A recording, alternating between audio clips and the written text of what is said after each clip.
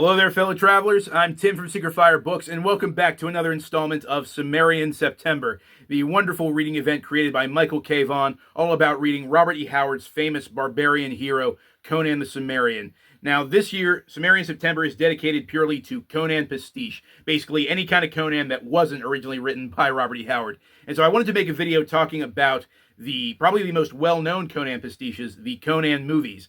I'm pretty sure that people know those movies more than they do the original Robert E. Howard stories or even the comic books. And I also wanted to talk about the novelizations of those movies, because yes, they did make books that were already based on movies that were already based on books. So I will talk about that shortly. But first, I wanted to bring up a couple of things. Firstly, I wanted to say that I am not going to be covering the 2011 Conan the Barbarian movie with Jason Momoa.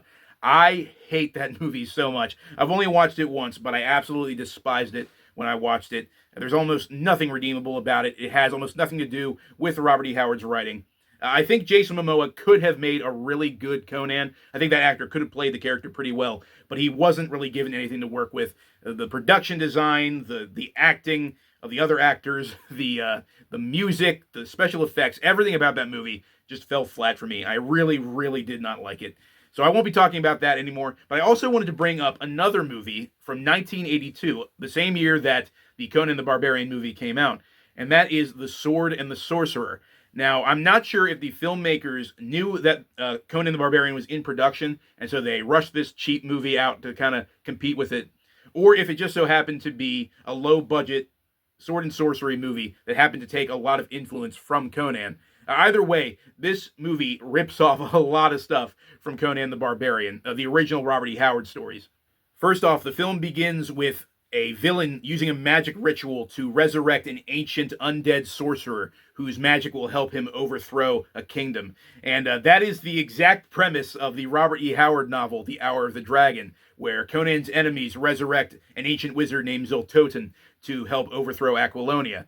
Secondly, there is a scene where the main character, who is a mercenary, is hired by the sister of an imprisoned king to help her rescue her brother and take back their kingdom. And that's also what happens to Conan in the story, The Black Colossus, where Conan, who is a mercenary at the time, is recruited by the sister of an imprisoned king to help save her kingdom.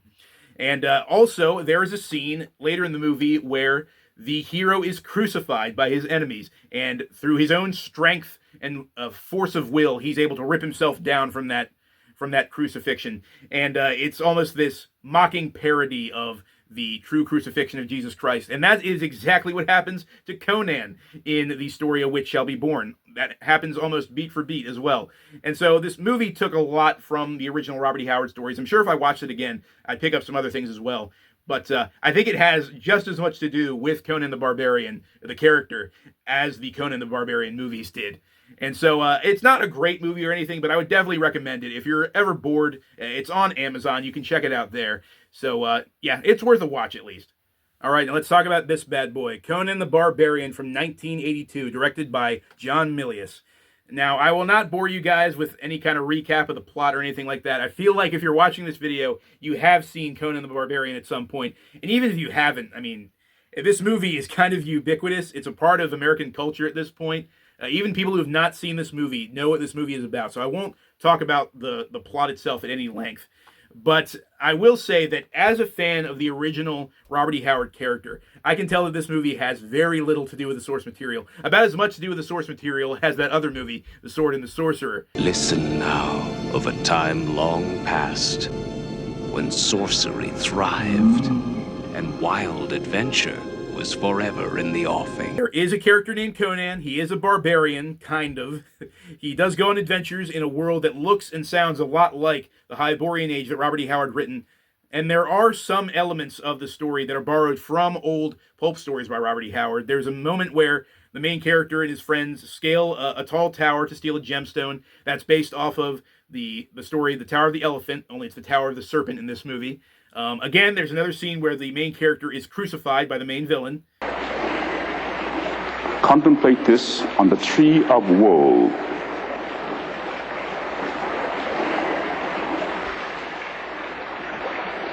Crucify him. And there's also a scene where a dead character comes back to life in the form of a Valkyrie to protect the main character from his enemies. And that plot point was taken from the story Queen of the Black Coast. But aside from that, there is just very little that's actually Conan about this movie. And I think the big differences kind of stem from the fact that this movie had a lot going against it in its pre-production. In the late 1970s, Roy Thomas, the writer of the Conan the Barbarian comics for Marvel, was shopping around a screenplay for a Conan movie that he had written himself. And eventually he gave up, but word got passed around, and another writer, Oliver Stone, ended up writing his own screenplay for a Conan movie. And he ended up shopping it around Hollywood as well. He eventually got into contact with a producer, Dino De Laurentiis, who showed the script to director John Milius. And Milius liked the script well enough, but John Milius was not a Conan fan. He had never read the original stories, he never read the comics. He was only familiar with the Frank Frazetta paintings, the famous book covers as painted by Frank Frazetta. That was the limit of his Conan knowledge. But he liked the script enough to take on the project, and he ended up writing his own script, and that was the one that became the final screenplay for the movie. And so he didn't use any of the material that was written by Oliver Stone or Roy Thomas, even though Oliver Stone did get a writing credit for the movie. And so I think that the big disparity between the movie and the original stories has to do with the fact that from the very beginning, from its very pre-production, the people who were working on this movies were not fans of the Robert E. Howard character. They didn't really know the character all that well. And unfortunately, the biggest point of disparity is the character Conan himself. Now, I want it to be known that I do not dislike this movie. I love Conan the Barbarian from 1982. I think it is a fantastic sword and sorcery action-adventure film that everyone should watch at some point. That said, I am not afraid to critique the things I love, and I will critique this movie purely based on the fact that this character, as played by Arnold Schwarzenegger, is not Conan. He's just not. He might be named Conan, but he's not Conan. He's not the character that Robert E. Howard wrote. Anyone who's read those original pulp stories knows that, as a concept, Conan was created to be the antithesis to everything that Robert E. Howard hated about society. Howard was very famously a anti-authoritarian. He hated the government. He hated any kind of social standard that was placed upon him. And so writing Conan, this savage, ungovernable character, was his way of venting his frustrations about society. And there are times in this movie, so many different times, where Arnold Schwarzenegger's character is the complete opposite of everything that Robert E. Howard wrote.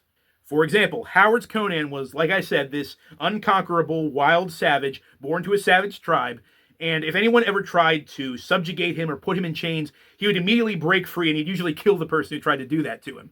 Arnold's Conan spent most of his life as a slave in the fighting pits, and he had to be given his freedom. He didn't take it for himself. He didn't break free by himself. He had to be given his freedom by his slave master. Howard's Conan was an uncultured, uneducated barbarian who, despite the fact that he hated society, was very good at adapting to various different societies, because he had this innate curiosity of different cultures and was able to adjust to his surroundings and even learn different languages very easily. Arnold's Conan is given a bunch of manuscripts and scrolls on poetry and history and literature so that he can be more educated, because his slave drivers think he needs to be more educated. Howard's Conan had this almost superhuman strength and this natural ferocity in battle. He's no soldier who was taught to fight. To him, fight is an instinct. Meanwhile, Arnold's Conan has his own personal fencing instructor. And last but not least, Howard's Conan was a staunch agnostic. It's not that he didn't believe in gods or believe in their existence. He just didn't care. He was a very humanistic character who just wanted to do whatever he wanted. And he decided, you know what, if at some point the gods just decide to strike me down for my blasphemy, go ahead. They can do that. But until then, I'm just going to do whatever I want. Arnold's Conan, at the end of the film, says a prayer to Crom, the Cimmerian god. Now, for those of you who have not read the original Howard stories, Crom's sole characteristic as a god is that he doesn't care about mortals. So grant me one request. Grant me revenge.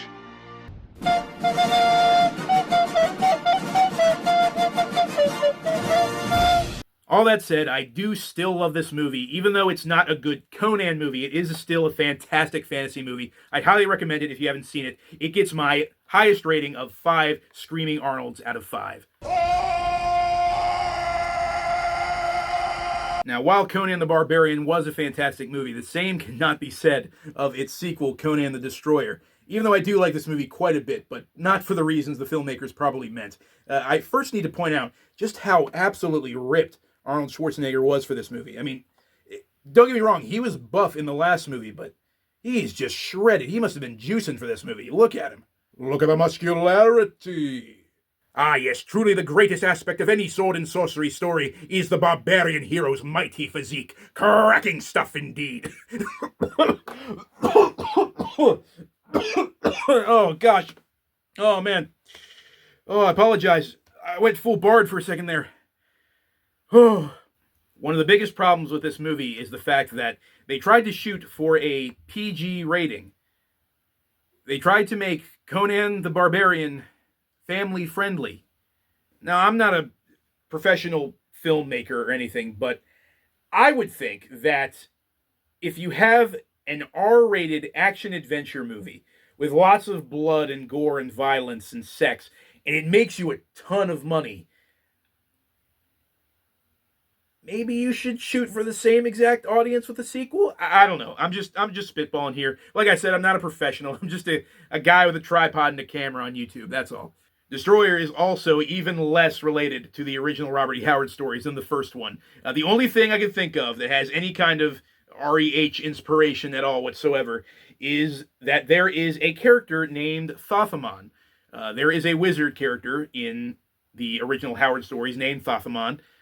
This character isn't anything like him, and he's a wizard who lives in a castle who has this gem called the Heart of Ahriman, which also has nothing to do with the Heart of Ahriman from the original stories either. But anyway, Conan and his friends try to break into his palace and steal this gemstone, and when Conan makes it to the Heart of Ahriman, Thothamon tries to stop him by projecting this image of himself, which transforms into this giant gorilla monster wearing a red cape. And that's because that's exactly what Thak the Ape Man was wearing in the story Rogues in the House, as beautifully illustrated by Frank Frazetta in this painting. That's it. That's the only reference to Robert E. Howard's original stories that we get in this movie. It's a gorilla in a cape. Only a few people from Conan the Barbarian returned to work on Conan the Destroyer. Obviously, we still have Arnold Schwarzenegger as Conan, and despite my misgivings that I have for how the scripts of these movies adapted that character, I still love Arnold. I think he's awesome. He's awesome in everything. I defy anyone to tell me that he is a bad actor. He is not. He is a great actor. He can play any role as far as I'm concerned. That man can play a ordinary American office worker / family man with his super strong Austrian accent, and we will still buy it. We will still go to the movies. We will still see that movie because he has such a charm about him. He has such a great screen presence. Yeah, I love Arnold. He's fantastic. Put that cookie down! Now! We also get to see more of the late, great Mako, who my generation will know as the voice actor behind Aku from Samurai Jack and Uncle Iroh from The Last Airbender.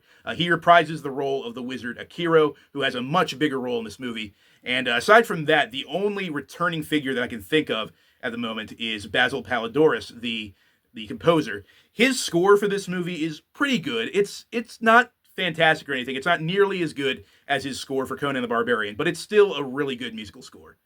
But above all, the presence that I miss the most in this movie is that of Subutai. I love Subutai. That character was just awesome. He was Conan's best friend and sidekick in the first movie. I love the dynamic that he and Conan had with each other.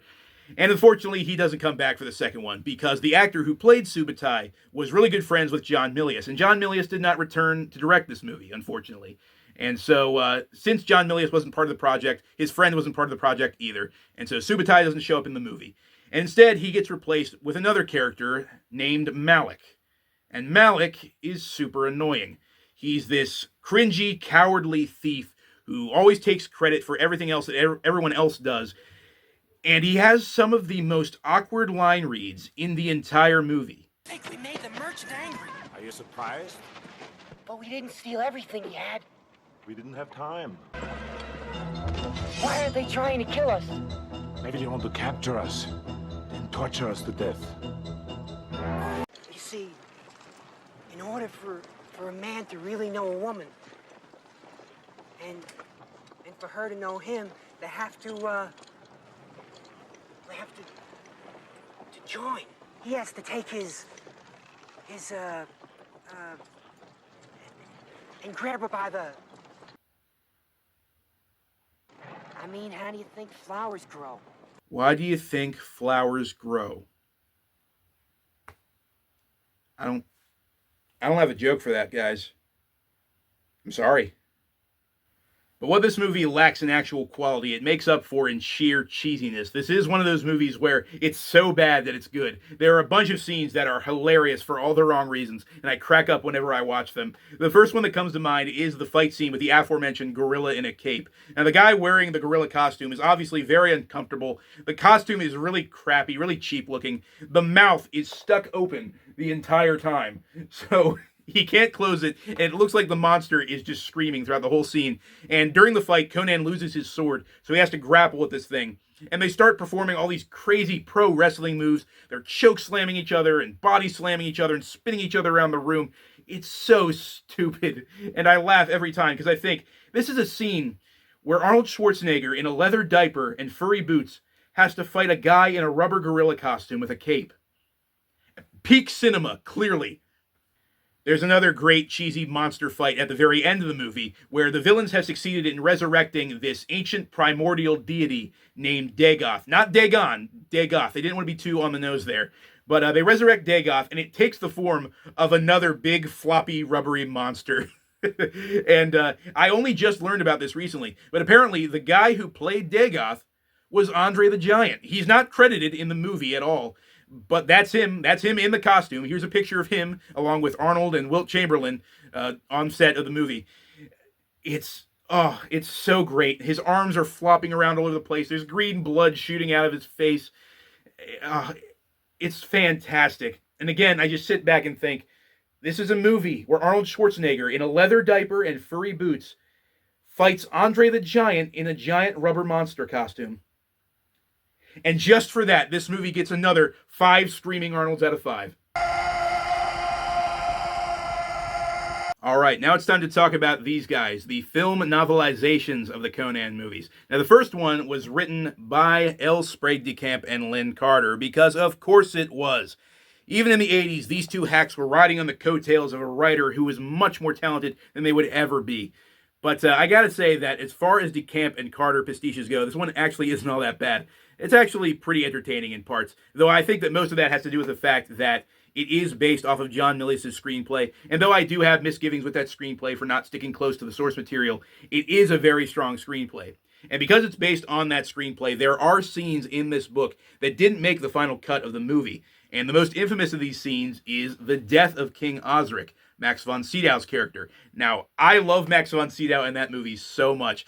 He's already one of my favorite actors, and I think he does just a fantastic job in that movie. He only gets about 5 minutes of screen time, but he makes it work. He just chews up the scenery in that scene, just really shows off how a veteran actor performs. She follows him as a slave, searching for the truth of her soul, as if I could not give it to her. Ah! But he was originally supposed to get a second scene. There was a scene in the script where a bunch of assassins break into King Osric's castle and they stab him to death while he's on his throne. And the way they had originally planned to film it was that they had a blood bag, a big squib full of stage blood under Max von Sydow's costume. And when the stuntmen playing the assassins broke into his chamber and stabbed him, they were supposed to puncture the bag with their knives and make the blood spill all over the place. And they filmed this several times, and every single time the stuntman would stab the bag and it just wouldn't pop. And so they kept filming over and over and shooting over and over. And finally they got one take where one of the stuntmen stabbed the blood bag so hard that instead of just springing a leak like it was supposed to, it exploded all over the place. And so this big gout of fake stage blood got all over the place. It sprayed all over them, all over Max von Sydow. It looked really comical and ridiculous. And so the filmmakers decided, okay, that looks really stupid. So, and it's also adding a lot of runtime to the movie. So we're just going to we're going to cut that scene out. But it did make it into the novelization. So King Osric, the character of Max von Sydow's King Osric, does meet a much more gruesome end in the book than he does in the movie, which is kind of sad. I like King Osric. I don't think he deserved to die like that. I think he was a good guy. But aside from that, I think this is a fairly enjoyable novelization, especially if you're a fan of the movie already. I think you really will find quite a bit to enjoy in this book. I'll give it an average 2.5 out of 5 Screaming Arnolds.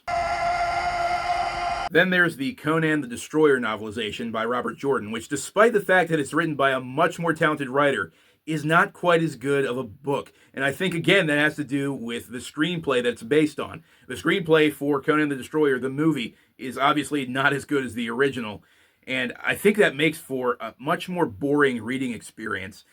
Because you don't have the big, goofy, cheesy scenes from the final movie. You don't have Arnold Schwarzenegger wrestling guys in rubber monster suits. You don't have Malik delivering those really stunted lines in the movie. And so there's nothing really to laugh at. It's all taken very seriously, and I thought it made for a really dry reading experience.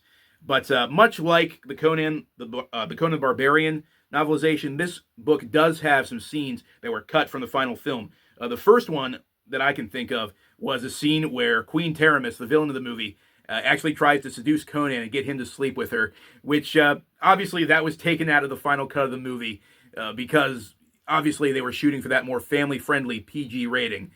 But the other one is a scene at the very end where Conan, in order to forget about Valeria, to forget about his lost love that died at the end of Conan the Barbarian, he drinks this magic potion that was given to him by Akiro the wizard that erases his memory of Valeria. It's almost as if she never existed, and he just moves on with his life. And I thought that was kind of out of character for Conan. Not just the original Conan, but for Arnie's Conan. I didn't think either versions of Conan would have done that. And so, at the end, the book left this really sour taste in my mouth. And I thought it was just really kind of in bad taste. So, I'm going to give this one probably... I'll give it a 1.5 out of 5 Screaming Arnolds. Yeah, it's really not that good of a book at all. But that is all I have to say right now about the Conan movies and their novelizations. Please let me know in the comments, what's your favorite Conan movie? Have you read the novelizations? And, here's an interesting one. What actor would you pick to play Conan in a movie? Out of all the actors that are working nowadays, which one would you want to be in a newer adaptation of Conan the Barbarian? Let me know in the comments below. And until next time, guys, as always, farewell and keep reading.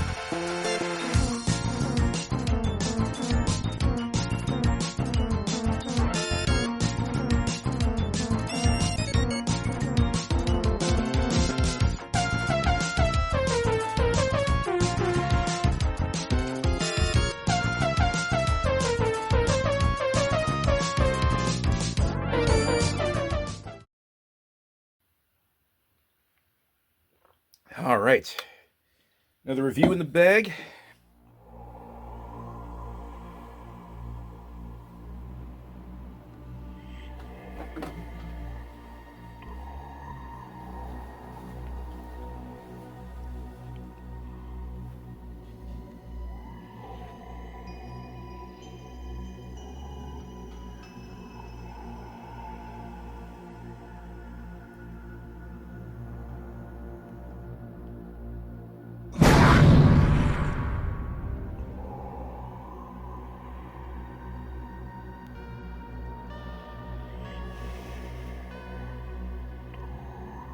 Riddle of Steel.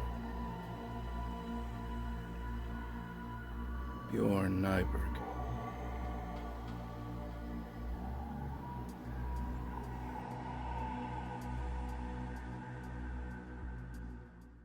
Well, it's going to be an important film. I'm not talking about how the critics receive it or how the box office receives it. It'll be a very important film because it is picking up a thread that we saw with Star Wars, very frankly, a thread of epic adventure. This is a thread that goes back to the past, but it's the same thread of epic adventure that all human beings are very anxious to see, not for escape, because there are very important lessons you can learn about the past and the future, or a writer's imagination of those times. But that's the importance, is epic drama.